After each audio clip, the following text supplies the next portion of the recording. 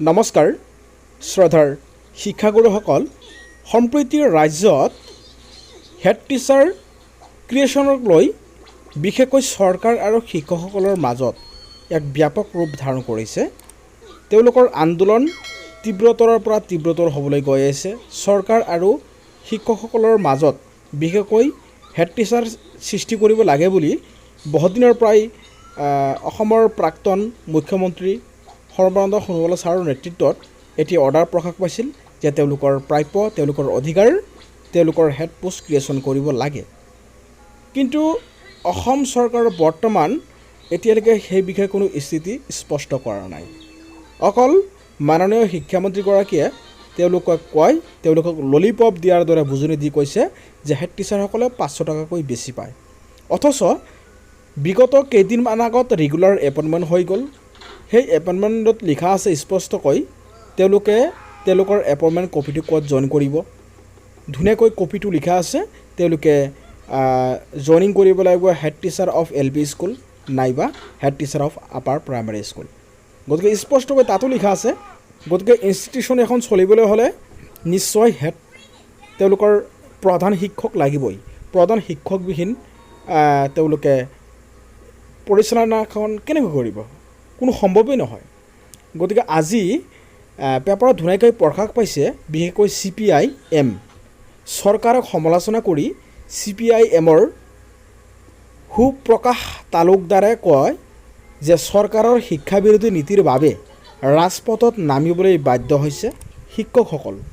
ছাৰ-বাইদেউসকল, আপোনালোকে নিশ্চয় দেখা পাইছে অসমৰ শিক্ষাখণ্ডত চলি থকা চৰম অৰাজক অৱস্থাৰ মাজৰে চৰকাৰে শিক্ষকসকলৰ প্ৰতি সংঘাতপূৰ্ণ দৃষ্টিভংগী কৰাত CPIMৰ অসম ৰাজ্যিক কমিটিয়ে আশ্চৰ্য প্ৰকাশ কৰিছে। দলটোৰ ৰাজ্যিক সম্পাদক সুপ্ৰকাশ তালুকদাৰে এক বিবৃতিত কয় যে চৰকাৰৰ শিক্ষাবিৰোধী অৱস্থানৰ বাবে সম্প্ৰতি প্ৰাথমিক শিক্ষক, টেট শিক্ষক আৰু ঠিকাভিত্তিক শিক্ষকসকলকে ৰাজপথত নামিবলৈ বিশেষকৈ বাধ্য হৈছে। তেওঁ কয় যে প্ৰাথমিক বিদ্যালয়সমূহত এতিয়ালৈকে প্ৰধান শিক্ষকৰ কোনো পদ সৃষ্টি কৰা হোৱা নাই। সৰ্বানন্দ সোণোৱালৰ বিশেষকৈ মুখ্যমন্ত্ৰী হৈ থাকোঁতেই প্ৰাথমিক বিদ্যালয়ৰ জ্যেষ্ঠ সহকাৰী শিক্ষকৰ পদটো প্ৰধান শিক্ষকৰ পদলৈ উন্নীত কৰাৰ বাবে বিত্ত আৰু শিক্ষা বিভাগক নিৰ্দেশনা দিয়া হৈছিল। কিন্তু সেই নিৰ্দেশনা আজিলৈকে কাৰ্যকৰী কৰা নহ'ল। বৰ্তমান শিক্ষামন্ত্ৰীগৰাকীয়ে এই দিশত প্ৰয়োজনীয় উদ্যোগ গ্ৰহণ কৰাৰ সলনি শিক্ষকসকলক অতিৰিক্ত প্ৰশাসনিক কাম জাপি দিবলৈ চেষ্টা কৰিছে।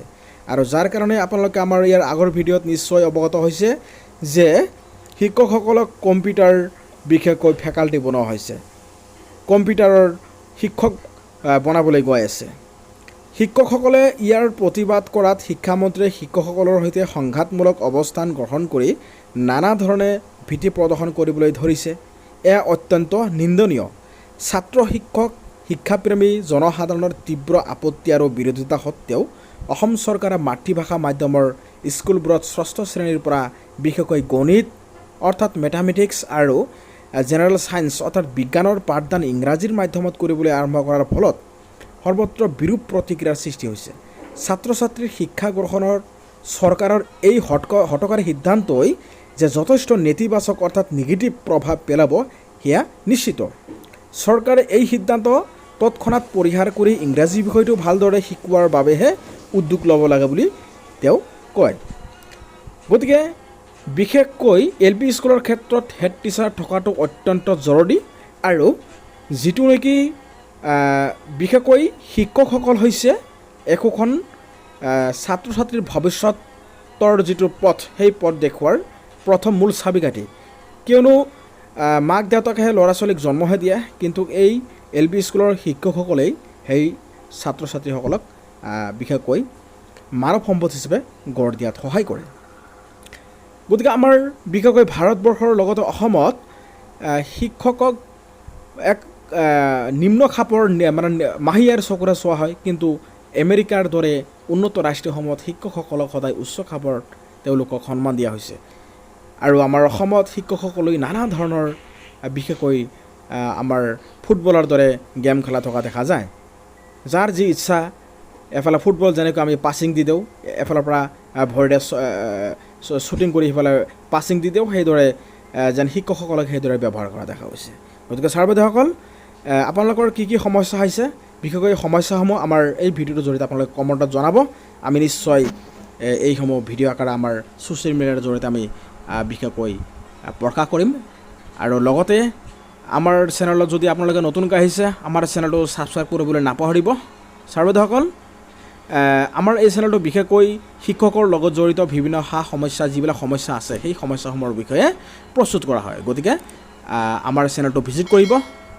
আজিলৈ ভিডিঅ'টো সামৰিছোঁ। ধন্যবাদ। জয় আই অসম।